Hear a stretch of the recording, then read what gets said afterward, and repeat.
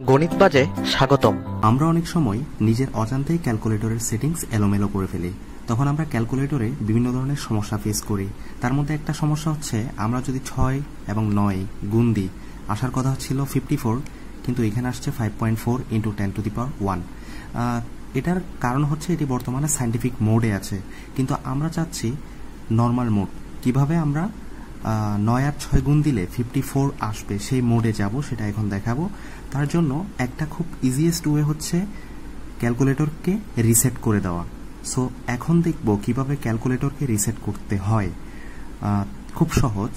আমরা শুরুতেই shift click করব, দেন আমরা মোডে ক্লিক করব। তারপর এরকম একটা স্ক্রিন আমাদের সামনে আসবে। তারপর আমরা 3-তে যাব, মানে অল, রিসেট অল করতে হলে 3-তে যেতে হবে। দেখেন 3 ক্লিক করার পর স্ক্রিনে রিসেট অল লেখা আসছে।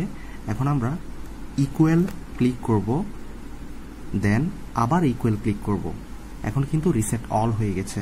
দেখেন এখন যদি আমরা 9 আর 6 গুণ দিই, তাহলে কিন্তু 54 চলে আসে।